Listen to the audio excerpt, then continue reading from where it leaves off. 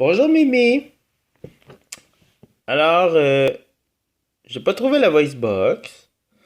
Je crois que ça va aller comme ça. Alors, ce qu'on va lire, c'est la septième malédiction de la sphère. Hein, donc, c'est par Marilou Addison. Alors voilà. Merci à Joël qui continue de suivre ma carrière. Et pour mon beau Lucas parce que le verre, il est pour toi. Alors ça, c'est une dédicace. Hein. C'est quand on écrit, c'est quand l'auteur écrit quelque chose à les gens qui l'aiment hein, pour la réalisation de son livre. Alors, la septième. N'avez-vous jamais entendu parler de cette vieille légende qui dit que le septième enfant d'une famille posséderait un don? Et qu'à son septième anniversaire, ce don lui serait donné grâce au pouvoir d'une pierre précieuse. Non? Alors, toute une quête d'aventure et de mystère vous attend. La quête d'Opaline et de la sphère magique. Maintenant, imaginez cette jeune fille qui serait à l'aube de ses 9 ans, mais qui n'aurait pas encore reçu son don. Elle doit partir à la recherche de celui de ses 6 ancêtres afin d'acquérir le sien. Nous y sommes presque. Ah oui, il ne faut pas oublier les talents de joueuses de tour d'Opaline, son caractère affirmé et surtout son épouvantable, abominable et insupportable voisin et ami surnommé PEF. P-E-F. Hein, PEF. On voit ici PEF. Ensemble parviendront-ils à déjouer le mauvais sort, à faire quelques bonds dans le passé et à retracer les pierres magiques représentant les 6 premières générations de femmes de la famille d'Opaline? Ces pierres enfin réunies ne compléteront toutefois pas la sphère magique puisqu'il manquera encore la dernière et non la moindre, celle d'Opaline, car seule l'insertion de chacune des pierres dans la sphère pourra dévoiler son don à la jeune fille. Pour en savoir davantage sur la quête d'Opaline, il vous faudra donc lire cette fabuleuse série de 7 tomes. Mauvais cœur par de vrais experts. Il était temps que nous arrivions pour faire un peu de ménage par ici, et surtout que nous vous montrions comment faire un vrai mauvais coup. Ceux d'Opaline manquent d'imagination et de piquant. Tout d'abord, je me présente, je m'appelle Alizée et je suis la sœur aînée d'Opaline. Elle, c'est le petit bébé de la famille. Bon, elle n'aime pas trop qu'on la surnomme ainsi, mais c'est la vérité après tout. D'ailleurs, je dois mettre quelque chose au clair avec vous. Si Opaline est tellement douée pour jouer des mauvais tours, c'est évidemment parce que ses grandes sœurs lui ont montré la voie. Alors, surtout moi en fait, bien que Chloé soit dure à battre, il faut l'avouer, quoique les jumelles ne donnent pas leur place non plus. Je parle ici de Zoé et Béa. Ah, et Noémie, et Daphné aussi, tant qu'à y être. Bref, on est tous des spécialistes de la chose. Voyez plutôt de quoi nous sommes capables. Juste avant le départ d'Opaline pour l'école ce matin, Chloé et moi avons effectué un petit remaniement dans son étui à crayon. Oh, rien de bien compliqué, non. Nous avons simplement changé son crayon contre une brosse à dents, son efface contre un pain de savon, sa règle contre une carotte et naturellement sa calculatrice contre une brosse à cheveux. Et peut-être aussi quelques autres petits trucs. Je ne sais pas ce que je donnerais pour voir sa tête quand elle aura besoin d'écrire, d'effacer ou de calculer quoi que ce soit. Si vous voulez vous bidonner un coup, allez vite la rejoindre en classe. Tu vois, il y a un petit bonhomme qui fait clac, clac, clac, clac, clac, clac, clac.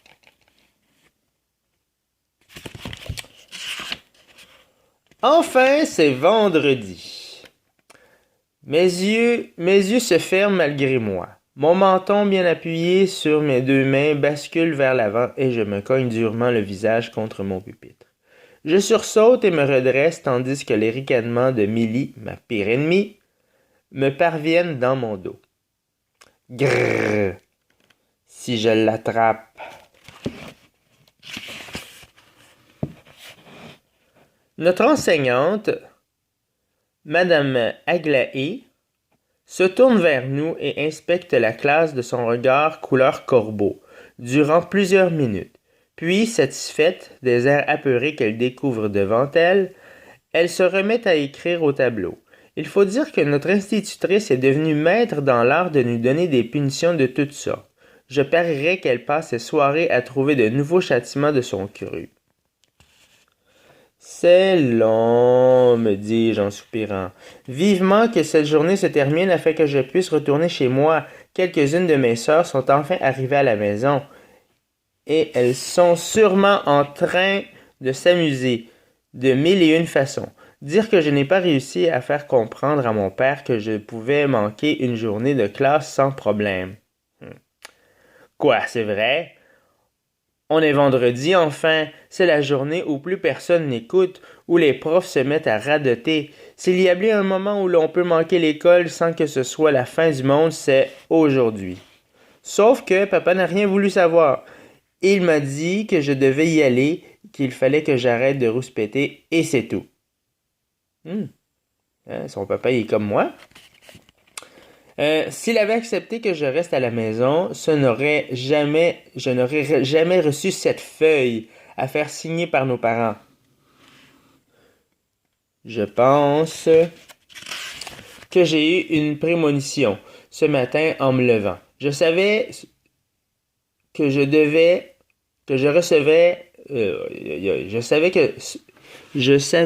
savais que je recevrais une mauvaise nouvelle. Voilà pourquoi je préférerais rester avec mes sœurs. En ronchonnant, j'ai tout de suite enfoui la lettre très très loin dans mon sac. Pas question de la montrer à mes parents, à mes tantes, encore moins à mon père. Des plans pour qu'il la signe, les yeux fermés. Vous aimeriez que je vous dise ce qui se trouve sur la feuille, n'est-ce pas? Aucune chance. Désolé, ça porterait malheur. Non, on n'est jamais trop prudent. Je vais la jeter à la poubelle, la déchirer en petits morceaux, la faire manger à Pef, s'il le faut, en la cachant dans son sandwich monstrueux, si ni vu ni connu. Au moins je leur ai échappé belle. Au moment où je souris enfin, soulagé d'avoir trouvé la solution à mon problème, Madame Aglaé nous demande de prendre en note les devoirs pour la fin de semaine. Oh là là! C'est qu'il y en a des tonnes et des tonnes. Je n'arriverai jamais à tout terminer. Surtout que demain soir, on célèbre ma fête en grand avec mes sœurs, mon père, mes tantes et mes amis. Il ne manquera que ma grand-mère. Sait-on jamais, peut-être se réveillera-t-elle pour l'occasion. Ouais, je peux bien rêver. Pour la première fois de la journée, j'avoue, je n'ai pas fait grand-chose depuis ce matin. J'ouvre mon étui à crayon pour en sortir une brosse à dents. Mais qu'est-ce que ça fait là? Je replonge la main dans mon étui et en ressort cette fois du savon. Quoi? Est-ce que je suis en train de devenir folle? Pour en avoir le cœur net, je vide ma trousse sur mon bureau. Devant moi s'étalent carottes, brosse à cheveux, quelques chandelles et une manette de télévision. Ça, c'est un mauvais coup, signé Alizée, ma sœur aînée. Elle n'a pas son pareil pour jouer des tours, celle-là. Je pensais pourtant qu'à son âge, elle aurait pris un peu de maturité. Elle a tout de même 25 ans. J'avais tout faux. Bon, c'est beau, mais si je ne veux pas que Madame Aglaé fasse une syncope en voyant ce qui traîne sur mon pupitre, il va falloir que... Mademoiselle Opalé, notice! On peut savoir ce que vous comptez faire avec tout ce fatras? Encore un de vos célèbres mauvais coups? Ramasse tout ça. Oups, trop tard. Que vois-je? Est-ce bien une brosse à dents que vous tenez entre vos doigts? Me demande-t-elle d'une voix qui fait hérisser chaque petit poil sur mon corps. Avec mon nouveau pouvoir, je pourrais facilement la faire disparaître, cette brosse à dents, en la déplaçant jusque chez moi. Mais ça risquerait de ne pas passer. Inaperçu, non? Aussi bien assumé dans ce cas. Je hoche la tête sans dire un mot.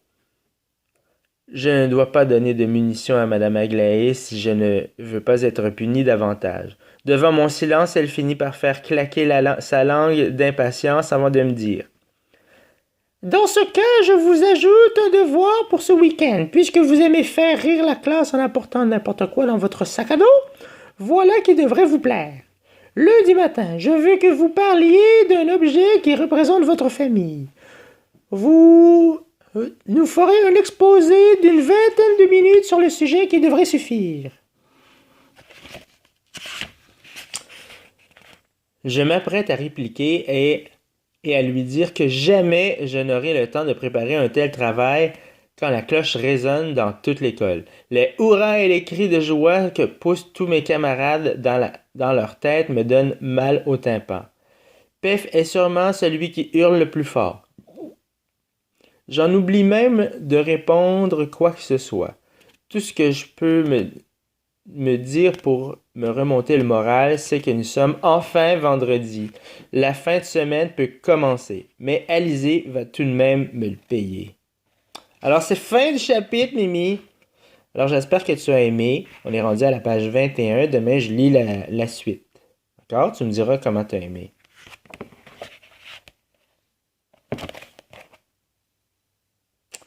Ah oui, j'avais oublié le petit résumé. Malédiction de la sphère. C'est en fait l'anniversaire de Pauline, toujours à la recherche des pierres magiques de sa famille.